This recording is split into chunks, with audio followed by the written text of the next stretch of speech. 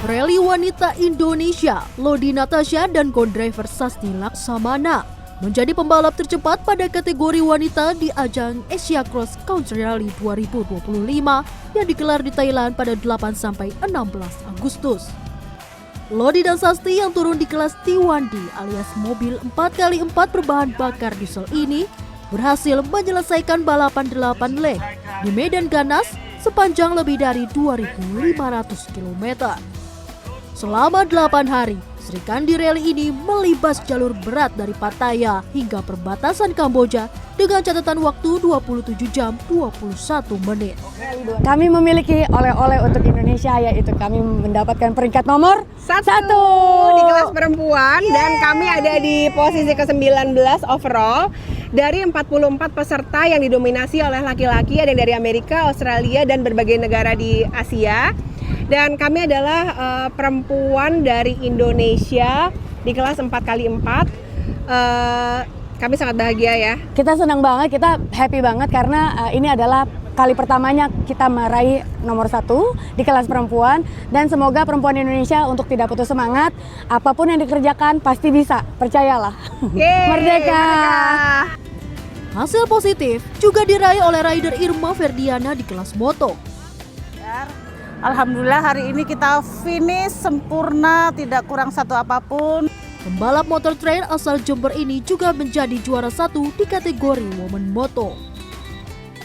Tak selesai sampai di situ, pereli senior Memen Herianto yang turun di kelas mobil double garda bahan bakar bensin T1G juga merebut podium pertama. Persaingan cukup sangat sengit tahun ini dengan lintasan yang begitu seru dan brutal. Memaksa saya harus benar-benar untuk bertahan dengan sedemikian rupa untuk mempertahankan gelar juara 1 yang pernah saya raih di tahun 2023. Alhamdulillah tercapai sudah. Saya memberikan kado untuk Republik Indonesia dengan mempertahankan posisi ke-1 di kelas T1G, dan itu merupakan satu momentum yang luar biasa buat saya membawa nama Indonesia di kancah otomotif Asia. Terima kasih. Asia Cross Country Rally tahun ini adalah edisi ke-30. AXCR dikenal sebagai rally Dakarnya Asia dengan medan sulit lintas negara. Tahun ini seharusnya AXCR digelar di Thailand dan Kamboja. Namun karena kedua tengah berkonflik, jadi balapan hanya dilaksanakan di Thailand. Prestasi gemilang pembalap tanah air di ajang bergengsi ini jadi kado spesial untuk Hari Kemerdekaan ke-80 Republik Indonesia. Mahardika Utama, Thailand.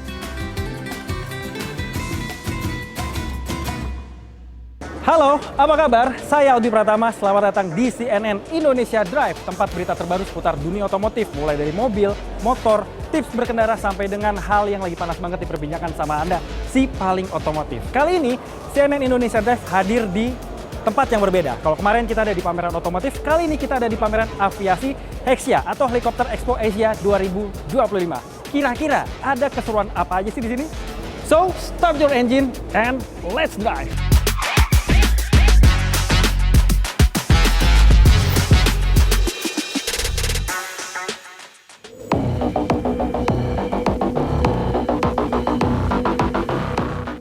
Karena kita sudah ada di HEXIA ataupun Helicopter Expo Asia 2025 yang diselenggarakan di Cengkareng Heliport, Tangerang, Banten, kita langsung disambut nih sama helikopter yang ganteng satu ini bernama helikopter Airbus H145. Kalau misalnya kita lihat secara desain ya, helikopter ini bisa untuk melakukan perjalanan yang diperuntukkan bagi penumpang, medical, ataupun juga untuk kargo. Kalau lihat dari dimensinya. Nah, helikopter ini karena ini adalah Airbus, tentu diproduksi oleh Airbus yang ada di Prancis sana, dan helikopter ini bisa memuat sekitar 7 sampai dengan 8 orang penumpang. Jadi itu sudah termasuk dengan pilot, serta dia punya daya jelajah sampai dengan 650 km dalam satu kali penerbangan. Itu artinya Jakarta-Jogja yang jaraknya sekitar 575 km ini bisa dipakai dalam satu kali penerbangan begitu. Nah, kecepatan maksimal ya bisa tembus sampai dengan 259 ataupun 260 km per jam. Tapi karena dia terbang, nggak ada hambatan di perjalanan tentunya kecuali cuaca, jadi Jakarta-Jogja harusnya sih bisa ditempuh dalam waktu yang cukup singkat. Nah, selain itu, helikopter ini bisa terbang di ketinggian sekitar 20.000 kaki atau setara dengan 6.100 meter, dan juga punya mesin ganda yang bikin performa daripada helikopter ini tentu jadi semakin maksimal. Nah, karena helikopter ini juga kelihatan cukup proper ya buat ngangkut penumpang. Kalau kita intip dari sini, kursinya saling berhadapan juga. Ini bisa untuk mengangkut VIP ya, untuk jarak-jarak tertentu, misalnya di area Jabodetabek atau misalnya ke regional daerah tertentu, sehingga bisa sangat proper. Nah, apalagi sekarang helikopter itu sudah bisa menjadi salah satu alat transportasi yang cukup efisien dari segi penggunaan waktu, karena untuk urusan komersil ataupun bisnis biasanya butuh waktu yang lebih cepat. Tapi jangan lupa, ada harga yang harus dibayar untuk bisa menggunakan helikopter seperti ini.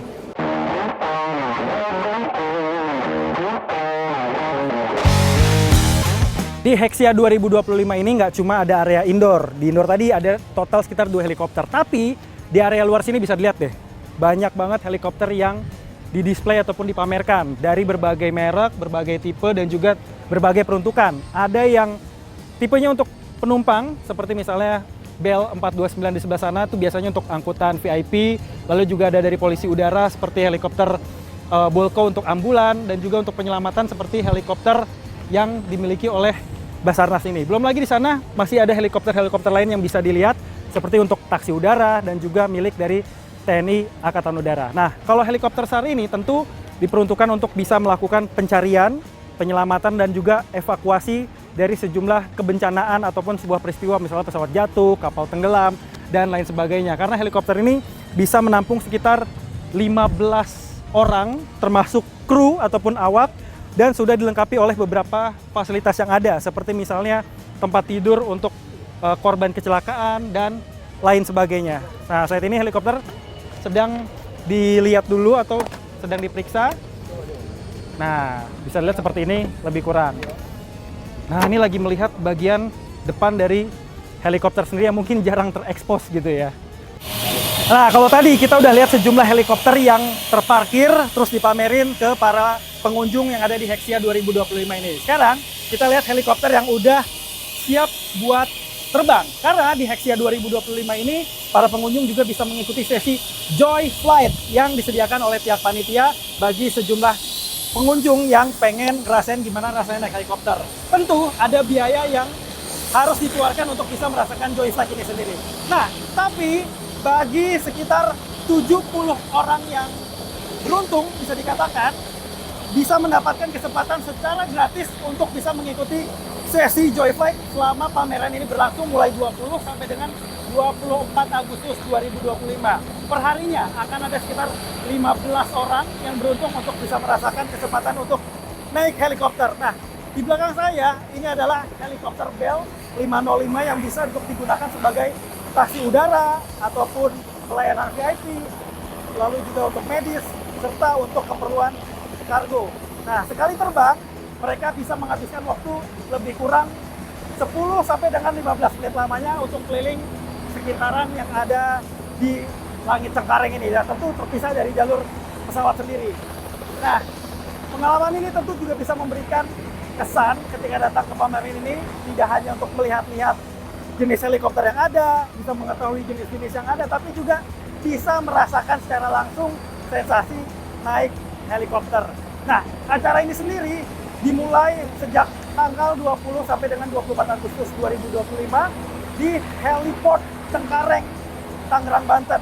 Nah, ada tiket masuk yang bisa dibeli oleh para pengunjung, yaitu sekitar 29.000, dan tentu juga ada beberapa kategori-kategori lain yang bisa dimungkinkan untuk dapat datang ke pameran ini sendiri. Nah, sebentar lagi helikopter ini akan terbang dan kita akan lihat seperti apa keseruannya. Nah, sudah mulai mengudara tuh. Nah, kita lihat dulu dari dekat bagaimana helikopter ini mulai mengudara ke sekitar langit Cengkareng. Dadah. Nah, gimana? Seru ya? Nah, selain keseruan di pameran Hexia 2025 ini, masih ada sejumlah keseruan lain yang bisa Anda saksikan di CNN Indonesia Drive. Tetaplah bersama kami.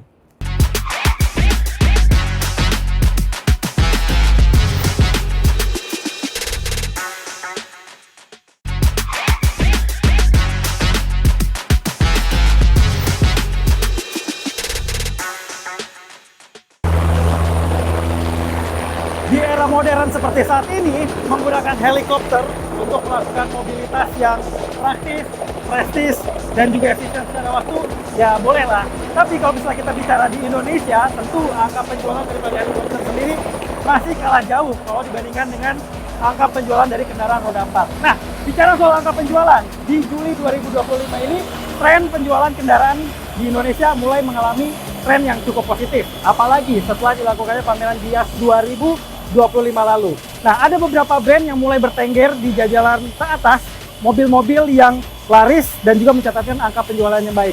Apakah ini akan menjadi tanda dari positifnya tren penjualan kendaraan di Indonesia? Berikut liputannya untuk Anda.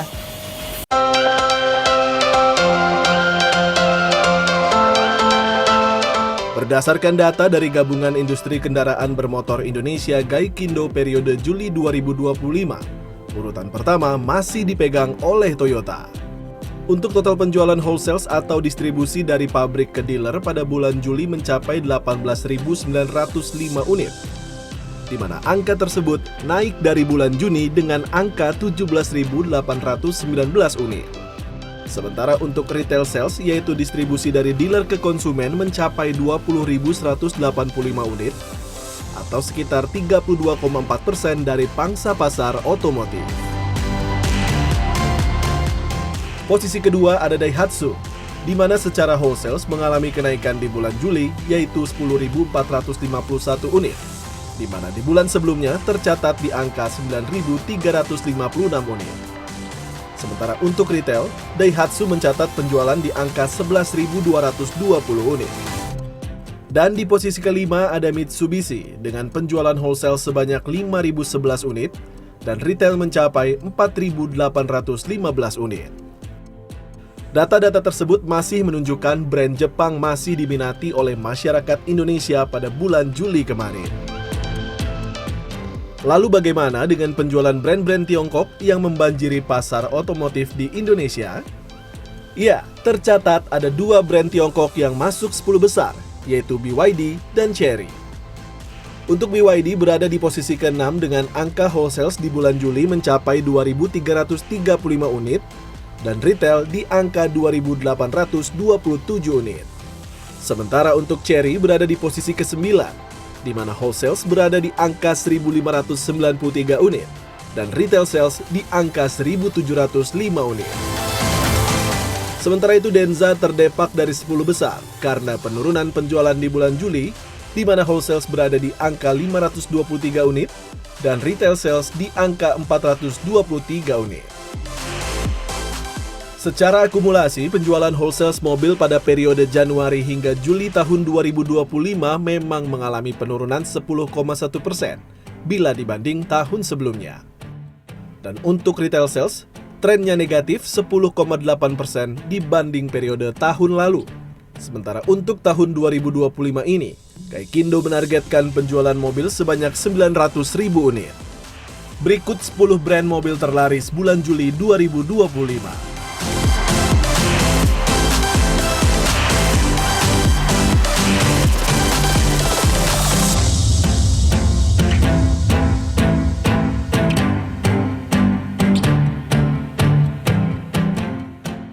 Seperti halnya helikopter, kendaraan yang bisa diandalkan untuk menembus sejumlah medan-medan sulit, seperti misalnya helikopter AW139 milik Basarnas ini yang bisa digunakan untuk melakukan pencarian, pertolongan, ataupun evakuasi.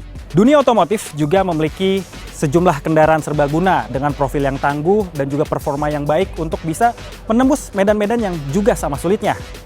Di Gias 2025 yang baru saja usai juga menghadirkan kendaraan-kendaraan tangguh yang juga berkolaborasi dengan teknologi seperti misalnya teknologi hybrid dalam balutan bodi SUV yang bisa saja memikat para pengunjung di sana. Nah, kira-kira ada apa aja? Berikut liputannya untuk Anda.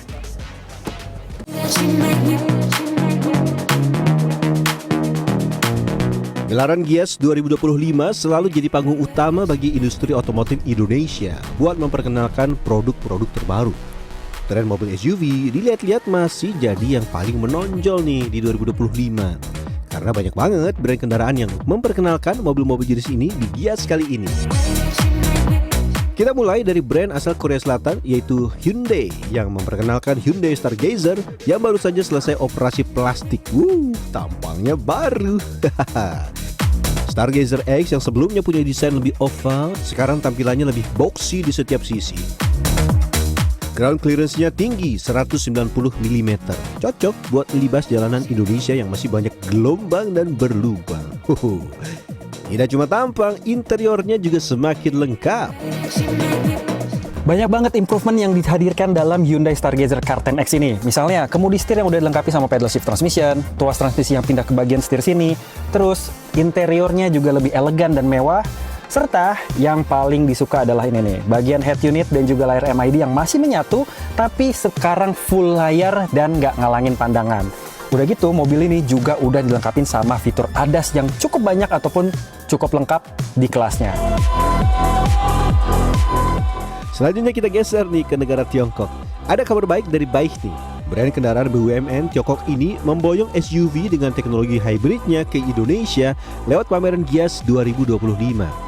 Baik BJ30 Hybrid ini langsung mencuri perhatian berkat tampilannya yang gagah dan mesin bertenaga. Mesinnya 1500 cc turbo yang digabung dengan 2 motor listrik dan dedicated hybrid transmission. Alhasil tenaga SUV bergaya off-road ini mencapai 409 tenaga kuda dan torsinya 685 Nm yang disalurin ke 4 rodanya.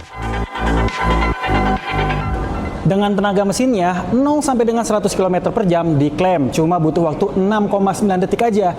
Buat ukuran SUV segede gini sih udah kenceng banget. Bisa lah ikut nyaingin geng cumi-cumi darat. Interiornya ada layar infotainment 14,6 inci, panel instrumen digital, serta tuas alat throttle pesawat terbang. Bicara soal fitur, sebenarnya mobil ini udah dilengkapi sama banyak banget fitur yang canggih plus kekinian layaknya mobil-mobil dari Tiongkok sana. Tapi ada satu fitur yang lebih menarik lagi dan kayaknya kepake banget buat kalian yang suka jalan jauh ataupun camping dengan menggunakan mobil. Nah, salah satunya adalah separator ini nih. Ini adalah separator untuk memisahkan barang yang dibawa dengan di atas ataupun supaya nggak terlalu kelihatan kalau ada yang ngintip dari kaca. Nah, separator ini ternyata punya fungsi lain. Nah, ini kita kencangin dulu. Prok jadi apa ya? Nah, mobil ini bisa menjadikan sebuah separator dan berguna buat jadi meja. Nggak percaya? Nah, kita bawa aja ke depan mobil biar kelihatan. Tinggal taruh, duduk, bisa langsung makan di tempat ini sambil ngeliatin langit penuh bintang, tapi kepalanya mikirin cicilan. Keren ya? Jadi gimana? Baik BJ30 Hybrid ini menarik nggak? Kayaknya cocok untuk Anda yang suka mobil dengan tampang gacor, tapi BBM-nya nggak bocor. Kita bergeser ke negara Asia Timur lainnya, Jepang. Gak mau kalah dengan pameran SUV dari Mitsubishi yang menjadi debut global di Indonesia. Hadirnya Mitsubishi Destinator SUV 7-seaters yang dikembangkan di Indonesia untuk pasar ASEAN. Berbekal dimensi yang besar dan ground clearance setinggi 244 mm, Destinator diposisikan menjadi pengisi celah antara Expander Cross atau X-Force dengan Pajero Sport. Masuk ke dalam interiornya, surprisingly kabinnya tuh lega banget. Terus kita disambut sama ornamen-ornamen premium, mulai dari jok kulit di depan, belakang, sampai baris ketiga. Lalu juga soft touch di bagian door trim, ada juga ambient lights, plus ada panoramic sunroof di sini. Udah gitu, buat menunjang pekerjaan ataupun hal-hal yang bisa dilakukan di dalam mobil, ada meja lipat lengkap dengan cup holdernya. Dan di sini banyak banget kompartemen, salah satunya kantong di sini bisa naruh smartphone. Buat saya yang tinggi badannya 176 cm, masih nyaman banget karena menyisakan ruang kaki yang luas dan juga headroom yang masih proporsional buat perjalanan jarak jauh. Asih ya. Terus juga di sini ada kisi-kisi AC di sisi kanan dan juga sisi kiri, lengkap dengan lampu. Nah, ini masih ada plastiknya, kletek ulala. Destinator ini dibekali dengan mesin 1,5 liter turbo MiVac dengan tenaga 163 PS dan torsi 250 Nm. Mitsubishi mengklaim mesin mobil ini cukup bertenaga tapi juga hemat BBM. So, itulah tadi 3 SUV dari 3 negara berbeda dengan 3 pendekatan teknologi mesin yang berbeda pula. Meski sama-sama 1500 cc, ada naturally aspirated, hybrid, dan juga turbo.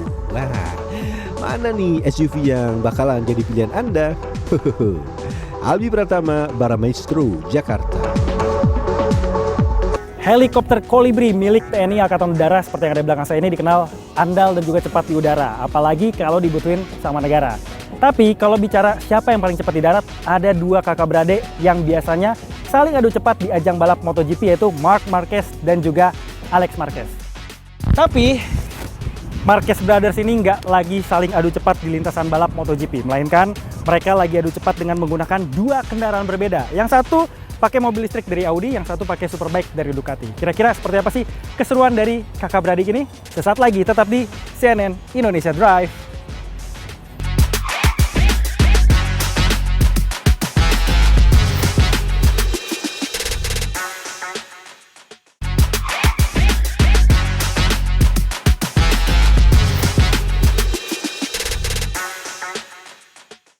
Helikopter seperti yang lagi saya tumpangi sekarang ini bisa juga digunakan untuk merekam momen-momen penting dari atas udara. Kalau Anda melihat ajang balap MotoGP ataupun Formula One, biasanya ada helicam yang biasanya muter-muter di atas sirkuit untuk bisa merekam aksi balapan di sana. Nah, bicara soal balapan, kali ini ada Marquez bersaudara yang lagi-lagi jadi sorotan. Mereka kembali adu cepat, tapi kali ini bukan di lintasan sirkuit MotoGP, melainkan mereka adu cepat dengan menggunakan 2 jenis kendaraan yang berbeda. Yang satu pakai mobil listrik dari Audi, yang satu pakai Superbike dari Ducati. Kira-kira siapa yang bakalan menang ya? Informasi tadi sekaligus menutup jumpa kita di CNN Indonesia Drive edisi kali ini. Jangan lupa untuk terus saksikan CNN Indonesia Drive setiap Sabtu pukul 21.30 waktu Indonesia Barat. Lengkapi juga konten-konten menarik lainnya dari CNN Indonesia Drive melalui kanal sosial media TikTok dan juga Instagram @CNNIndonesia. Saya Albi Pratama, pamit undur diri. Kali ini, see you until the next flight.